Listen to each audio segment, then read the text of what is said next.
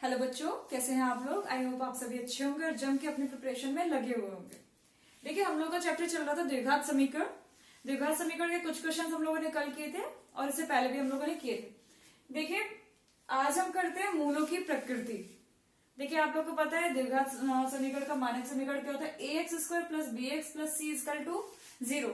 अब इसके मूलों की प्रकृति क्या होती है, यानी मूलों का जो नेचर होता है वो क्या क्या होता है, कैसी स्थिति में क्या होता है। तो देखिए, इसकी तीन स्थितियां आपकी बनती है। पहले देखिए, ax² plus bx plus c, ये तो हमारी समीकरण होती है। अब इसका एक विविधकर होता है जिसका फॉर्मूला होता है d इक्वल टू v का माइनस 4ac।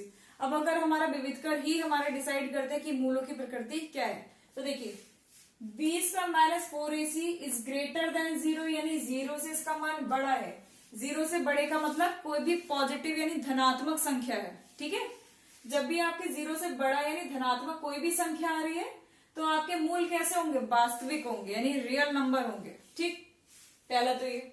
लेकिन इसमें भी आपकी दो कंडीशंस आती है कि 20 का माइनस 4ac का मान पूर्ण वर्ग है या नहीं।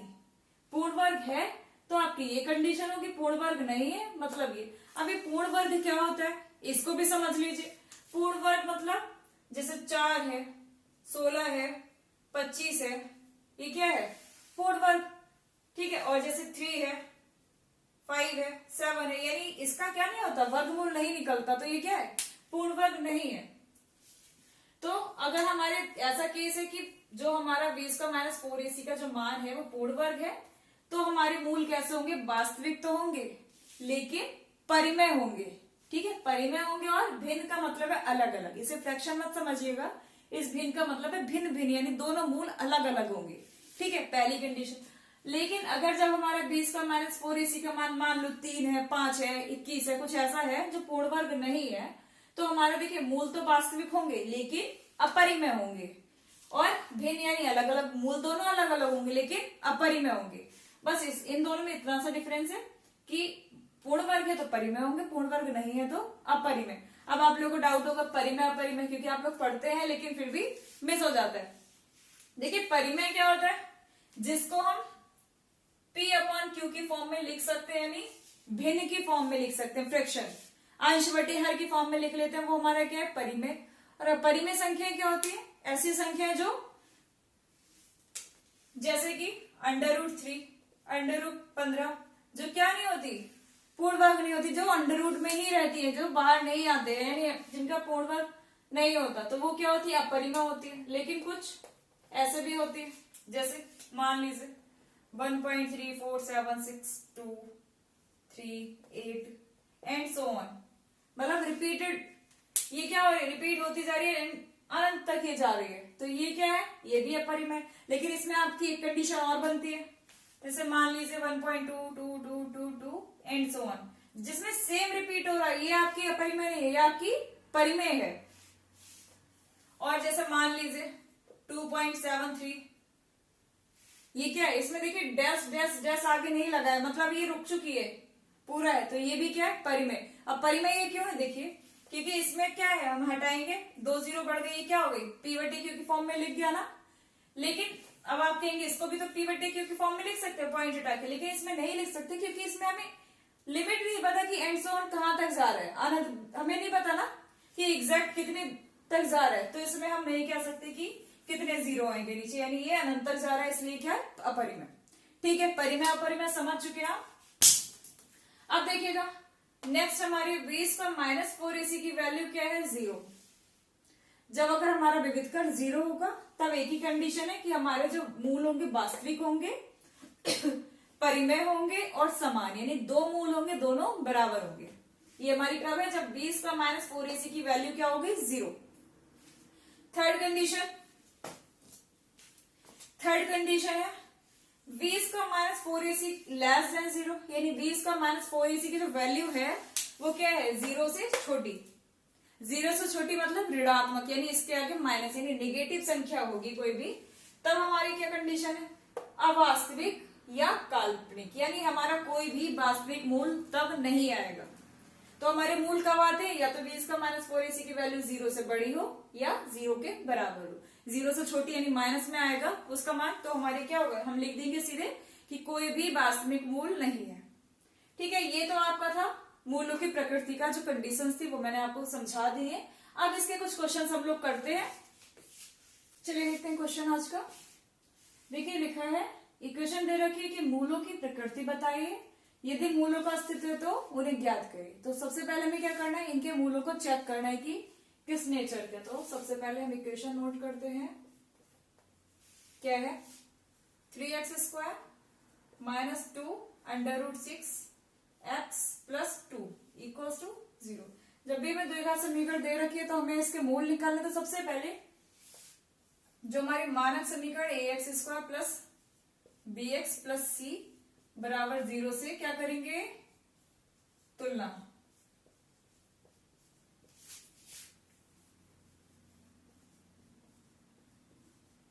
ठीक है, अब देखिए a निकालिए यहां से। a देखिए x² का गुणांक जो भी है वो हमारा क्या है, a, यानी a हमारा क्या आ गया 3, b हमारा यानी x के साथ जो भी कुछ आ रहा है वो सारा क्या है b, यानी x के साथ क्या आ रहा है 2√6। केवल नंबर पे ही फोकस नहीं करना कि जो नंबर इसके साथ आ रहा है वही, हमें साइन भी देखना है, माइनस तो माइनस भी।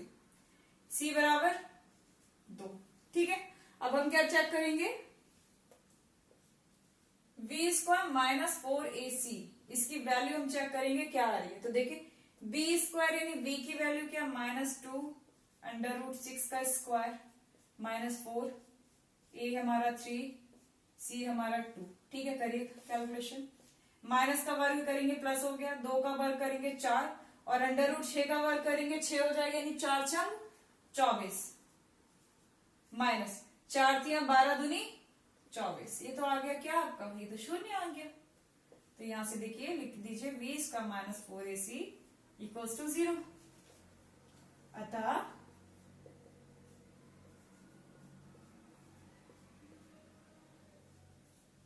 दोनों मूल वास्तविक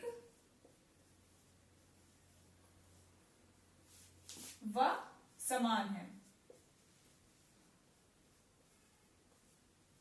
ये तो हमारा हो गया। ये क्या हो गया हमारा, केवल प्रकृति। मूलों की प्रकृति केवल बोले तो आपको यहीं पर रुक जाना है, लेकिन उसने बोला यदि अस्तित्व है, यानी मूल हमारे देखिए v² माइनस 4ac बराबर 0, यानी मूलों का अस्तित्व है। अगर यही हमारा आ जाता, मान लीजिए -2 नेगेटिव, यानी 0 से छोटा, तो हम क्या लिख देते हैं कि मूलों का अस्तित्व नहीं है, यानी कोई भी वास्तविक मूल नहीं है। तो देखिए अब हम क्या करेंगे, अब जब पता चल गया मूल है तो हम निकाल देते हैं मूल। तो इक्वेशन फिर से लिख लेते हैं। इक्वेशन ही डायरेक्ट हम देखिए, अभी तक मैंने गुणनखंड मेथड से आपको बताया था मूल कैसे निकालते हैं। अब हम करते हैं द्विघात फॉर्मूला जो है ना उसका यूज। तो फॉर्मूला हमारा क्या है, x = -b प्लस माइनस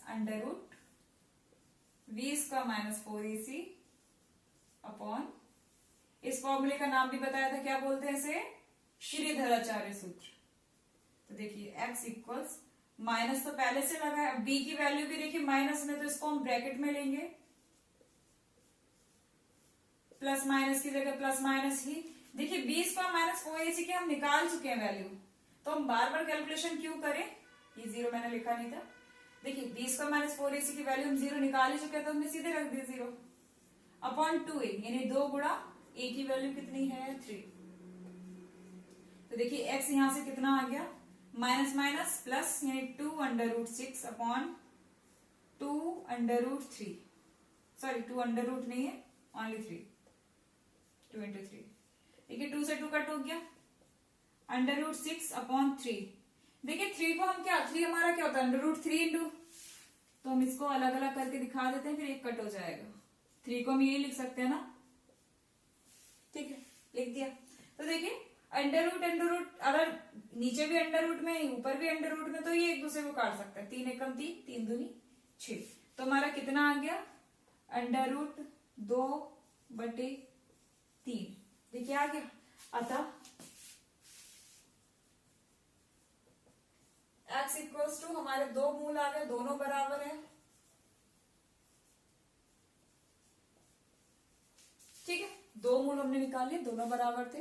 तो मूलों की प्रकृति के जितने भी क्वेश्चंस आपके बनते हैं, मैंने इसी में आपको दोनों तरह के करा दिए कि मूलों की प्रकृति चेक करिए, अगर अस्तित्व है तो उसको निकाल। चलिए देखते हैं अगला क्वेश्चन। देखिए क्वेश्चन छोटा है लेकिन अक्सर दिख जाता है क्वेश्चन। इसमें बोल रहे हैं के का मान ज्ञात कीजिए जिसके लिए समीकरण के मूल समान है। यानी आपको दे रखा है कि जो समीकरण है उसके दोनों मूल क्या है, समान है, तो हमें के का मान निकालना है। तो देखिए सबसे पहले हमें जो समीकरण दिया है उसको लिख लेते हैं, के x square plus 20x plus 25 equals to 0। तो देखिए तुलना कर लेते हैं, मैं बार बार अब इक्वेशन नहीं लिख रही हूँ, आप लोग को इक्वेशन याद हो गई होगी।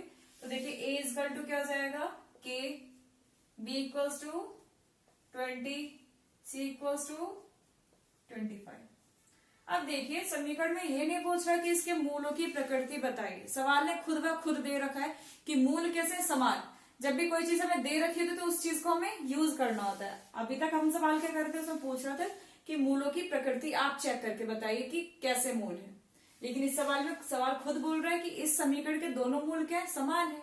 मतलब उसने ये वाली कंडीशन दे दी है, इसका यूज हमें करना है। तो हम क्या लिखेंगे, चूंकि मूल समान है। अब मूल समान है तो उसकी कंडीशन भी होती है, वो आपको पता है, अभी लिखाई थी, क्या होती है, v square minus 4ac equals to 0। ये भी लिखाई थी ना। तो अगर आपको दिया होता है कि मूल समान है या मूल वास्तविक है, ठीक है, तो आप क्या, जो कंडीशन आपकी होती है उसको लगा देंगे। मूल समान दिया है तो हमने ये वाले लगा दी, v square minus 4ac equals to 0। b a c सबकी वैल्यू लगा दीजिए, b की वैल्यू क्या है 20 का स्क्वायर माइनस 4, a की जगह k, c की जगह 25। अब देखिए 20 का वर्ग करेंगे क्या हो जाएगा, माइनस 4 की 25 से गुणा होगी और k हमारा ऐसे ही रहेगा इक्वल्स टू 0। तो माइनस 100 के इक्वल्स टू 400 उधर चला जाएगा तो वो माइनस का हो जाएगा, माइनस से माइनस कट हो गया तो k इक्वल टू कितना आ गया 400 अपॉन 100, यानी k इक्वल टू आ गया आपका 4। सिंपल था, कुछ नहीं था, ठीक है। तो हमें k की वैल्यू निकालनी थी, हमने निकाल दी। देखिए देखते हैं क्वेश्चन, 2 अंकों का योग 8 है तथा उनके व्युत्क्रमों का योग 8/15 है, तो संख्या ज्ञात करिए। इसमें आपको समीकरण दे नहीं रखी है, आपको द्विघात समीकरण आपको खुद से बनानी है। तो मान लेते हैं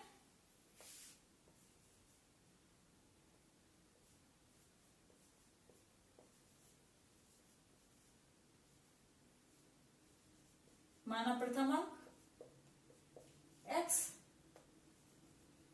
दूसरा अंक, देखिए दूसरा अंक, दो संख्याओं का योग 8 है, तो अगर हमने एक को x मान लिया तो दूसरे को क्या मानेंगे। अगर आपके पास सपोज करिए कि आपको दो नंबर्स का सम 7 है, आपको एक नंबर दे दिया 3, तो दूसरा नंबर आप कैसे निकालते हैं, टोटल में से माइनस करते हैं। तो हम क्या करेंगे, टोटल हमारा कितना है 8 और पहला अंक हमारा क्या है x, तो हम इसमें से क्या कर दिया, माइनस कर दिया, तो हमने दूसरा अंक हमारा आ गया। अब वो ये बोल रहा है कि दो अंकों का योग 8 है तथा उनके व्युत्क्रमों का योग, तो हमारा पहला अंक ही हो गया, दूसरा ही हो गया।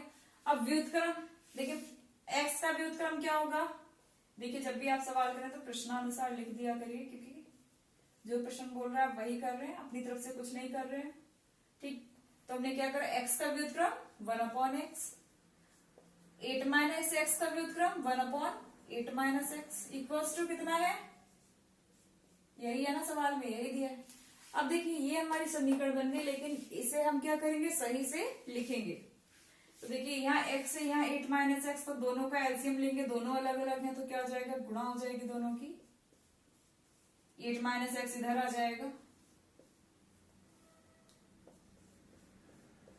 प्लस 8 माइनस एक्स है क्या नहीं है, x नहीं है, तो x इधर आ जाएगा 8/15। देखिए एलसीएम अगर आप लोग को लेने में दिक्कत हुई है तो देखिए यहाँ x है, यहाँ 8 माइनस एक्स, दोनों अलग अलग थे, तो हमने नीचे क्या कर दी, हर में दोनों की गुणा।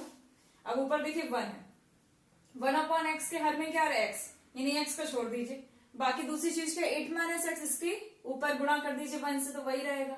ऐसे इधर वाले हर में देखिए 8 माइनस एक्स है, तो 8 माइनस एक्स को छोड़ दीजिए, x देखिए x की 1 से गुणा होगी तो x हो जाएगा। अभी सिर्फ थोड़ा सॉल्व कर लेते हैं, माइनस का है ये, प्लस का कट गया, तो 8 अपॉन नीचे मल्टीप्लाई करिए 8 की x होगी 8x minus x square equals to 8/15। 8 से 8 कैंसिल आउट यानी 1/8x minus x square equals to 1/15। तो अगर हम क्रॉस करेंगे 15 की इधर हो जाएगी, इसकी इधर हो जाएगी, तो हमारा क्या आ जाएगा 8x minus x square equals to 15।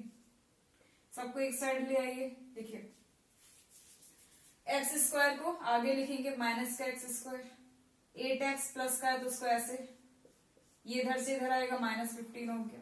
ठीक है, द्विघात समीकरण हमने आगे पीछे करके सही तो कर ली क्योंकि पावर 2 वाला सबसे आगे लेते हैं, लेकिन इसके आगे देखिए माइनस है तो हम क्या करेंगे माइनस कॉमन लेके जीरो के साइड पहुंचा देंगे तो हमारा क्या हो जाएगा, सब में से माइनस कॉमन लिए यानी सबके साइन उल्टे हो जाएंगे, यानी -8x प्लस। अब देखिए हमारे समीकरण बन गए द्विघात समीकरण। अब इसको आप जो मानना है उस मेथड से करिए। गुणनखंड आपको आते हैं, फैक्टर आते हैं तो फैक्टराइजेशन से करिए। अगर गुणनखंड में कुछ आपको लग रहा है कि नहीं क्लियर हो रहा तो आप सीधे द्विघात जो फॉर्मूला है ना द्विघाती उसको लगाइएगा, सीधे हो जाएगा। तो देखिए फैक्टर इसके देखिए फर्स्ट स्टेप क्या है, एक्स स्क्वायर के साथ जब कुछ नहीं आता तो वहां 1 होता है, यानी 15 और 1 की गुणा करेंगे तो कितना आएगा 15। पहला स्टेप हम पहुंच गए। दूसरा स्टेप क्या है प्लस यानी जोड़ना है, ठीक है। तीसरा स्टेप क्या है 8 यानी 15 के ऐसे गुणनखंड करने हैं कि दो संख्या में ऐसी ढूंढनी है जिनकी गुणा करें तब तो 15 है, लेकिन जब उन्हें जोड़ें तो वो कितना दे 8। तो देखिए 5 और 3, लेकिन वो जोड़ने पे 8 कैसा दे रहा है माइनस का, यानी दोनों हमारे क्या होंगे माइनस के। कर दीजिए, हो गया हमारा x square minus 5x minus 3x plus का 15 इक्वल्स टू 0। ठीक, इन दोनों में से कॉमन लेंगे। देखिए संख्या तो कोई कॉमन नहीं आ रही लेकिन x कॉमन आ रहा है, तो यहां से क्या हो जाएगा x माइनस 5। अब देखिए यहां से x तो कॉमन नहीं आएगा क्योंकि इसके पास x नहीं है, लेकिन संख्या कॉमन आ रही है 3। 3 एकम 3, 3 पंचे 15, तो 3 हमने लिया बाहर, x बचा।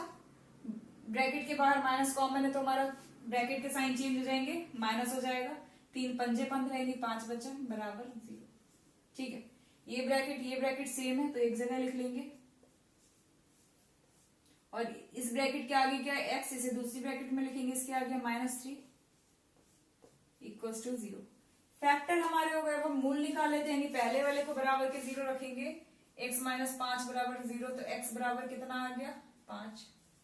और दूसरे से अगर हम करेंगे तो क्या आएगा x माइनस 3 बराबर 0, तो यहां से x की वैल्यू 3 आ गई। अतः संख्याएं,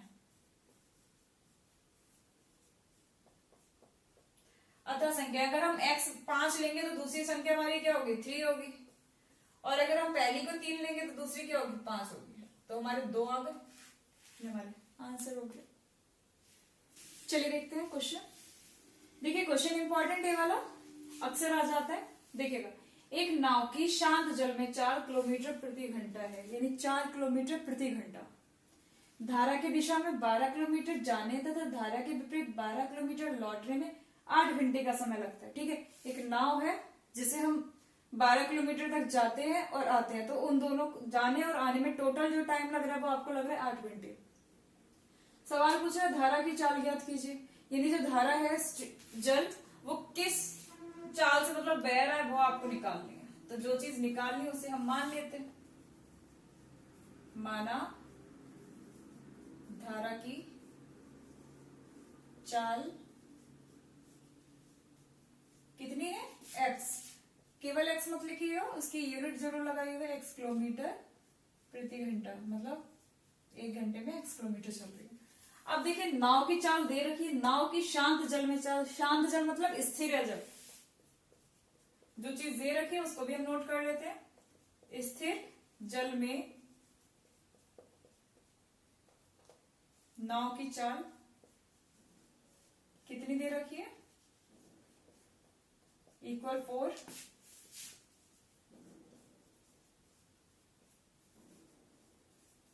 ठीक है, ये भी दे रखा है। अब देखिएगा धारा की चाल है, नाव की चाल है, 2 स्थितियां बनती है इसमें, धारा के अनुकूल और धारा की प्रतिकूल। देखिए अनुकूल का मतलब है जिधर धारा बह रही है उधर ही जा रही है नाव, प्रतिकूल का मतलब धारा उधर जा रही है नाव अपोजिट। देखिए जब अनुकूल है यानी धारा की दिशा में अगर नाव चल रही है तो बताइए चाल बढ़ेगी या घटेगी, जिधर ही धारा बह रही है उधर ही नाव जा रही है, तो क्या होगा, बढ़ेगी चाल। और धारा के प्रतिकूल यानी जिधर विपरीत दिशा यानी धारा उधर बह रही है, हमारी नाव उधर जा रही है, तो क्या होगी, चाल घटेगी। तो हम लिखते हैं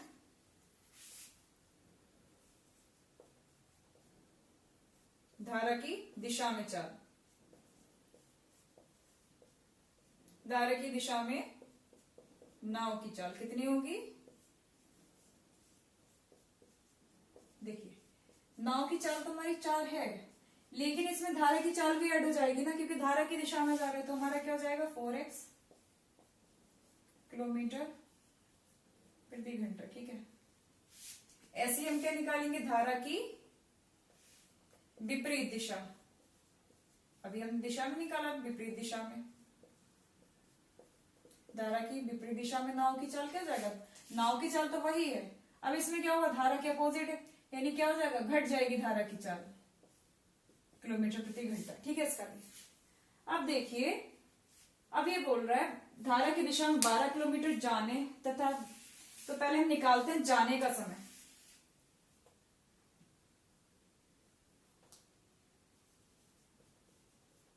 धारा की दिशा में जाने में लगा समय का सूत्र सभी को पता होगा, नहीं पता है तो देख लीजिएगा। समय का सूत्र होता है दूरी बटे चाल, इसको हम बोल देते हैं T1। पहला समय है यानी जाने में, तो दूरी कितनी है 12 किलोमीटर, और चाल कितनी है, देखिए जाने में कौन सी चाल लगेगी, धारा की दिशा में। धारा की दिशा में चाल हमारी क्या है, प्लस वाली, यानी 4 + x। इसको इतना ही छोड़ देते हैं, ऐसे हम निकालेंगे धारा के विपरीत दिशा में,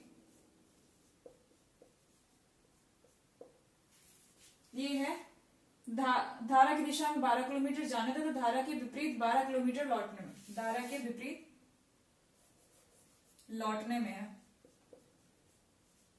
लौटने में लगा समय, इसको हम T2 बोल देते हैं। ठीक है, तो T2 हमारा क्या होगा, देखिए 12 किलोमीटर जितना गया उतना ही लौटा है, तो दूरी तो हमारी वही रहेगी, लेकिन हमारी चाल बदल जाएगी, क्योंकि विपरीत वाली चाल लगेगी यानी x। ठीक है, प्रश्न बोल रहा है हमारा, प्रश्नानुसार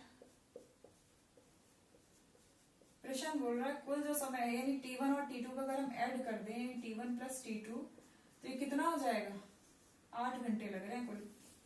ठीक है, T1 और T2 का अगर हम ऐड कर देते तो कितना, 8। T1 हमारा क्या है 12 बटे, और T2 हमारा है 12 बटे -x = ठीक। अब देखिए एलसीएम लेंगे, इधर 4 + x, इधर 4 - x, दोनों डिफरेंट है, तो क्या हम क्या करेंगे, दोनों की गुणा, 4 + x 4 - x। ठीक है, 12 12 दोनों में से कॉमन निकाल दिया, 12 आ गया बाहर। ठीक, अब देखिए 4 + x इसका हर है, इसका हर है। ठीक है, जो चीज नहीं है उधर तो उसकी सीधे घर कर देते हैं, यानी 4 - x। ऐसी 4 - x यहाँ आ रहा है, यहाँ आ रहा है, क्या चीज नहीं आ रही, 4 + x, तो वो उधर आ जाएगा। ठीक है, अब देखिए x से x कट गया, प्लस माइनस के थे, 4 और 4 जुड़ गए, यानी 12 × 8 बटे, अब देखिए 4 + x 4 - x, a + b a - b का फॉर्मूला होता है a² - b², तो इसको हम क्या लिख देंगे, 4² - x² = 8। अब देखिए 8 से 8 कट गया, तो देखिए 12 बटे 4 का स्क्वायर क्या हो जाएगा, x² = 1। ठीक है, देखो ये कट गया था 8 से 8, तो उधर क्या बचा 1। अब इसकी इधर हो जाएगी, यानी 12 = 16 - x²। अब x² इधर आ जाएगा, माइनस का तो प्लस का हो गया बराबर, 16 उधर ही रहेगा, 12 उधर पहुंच गया, तो हमारा x² कितना आ गया, 4। हमें तो वर्गमूल निकालने, यानी x चाहिए, तो x क्या हो जाएगा, जब भी हम किसी का वर्गमूल निकालते हैं तो प्लस माइनस में 2 वैल्यूज आती है, क्या आएगी, +-2। तो अगर हमारा x बराबर क्या हो गया, 2 × -2। लेकिन कभी भी चाल क्या नहीं होती, निगेटिव नहीं होती, ऋणात्मक नहीं होती, तो हम क्या लिखेंगे, x बराबर -2 वाले को छोड़ दिया जाएगा क्योंकि चाल निगेटिव नहीं होती, तो x बराबर आ गया 2 किलोमीटर प्रति घंटा, यानी जो धारा की चाल है वो 2 किलोमीटर प्रति घंटा। ठीक है, ये क्वेश्चन इसलिए करा दिया क्योंकि अक्सर ये आ जाते हैं और बच्चे इसमें गलतियां बहुत करते हैं। बच्चे गलतियां कहाँ करते हैं, इस कि जो दिशा में और विपरीत दिशा में करना क्या है। तो देखिए, और गलती कहाँ होती है, धारा की चाल पहले लिख देते हैं, इसमें से घटा देते हैं नाव या जो भी जा रहा है उसकी चाल को। तो देखिएगा जब भी आप घटाते हैं जोड़ते हैं तो वो धारा की चाल घटती है जुड़ती है। आई होप आप लोग को समझ में आ गया होगा। चलिए आज इतना ही रखते हैं। Okay, thank you.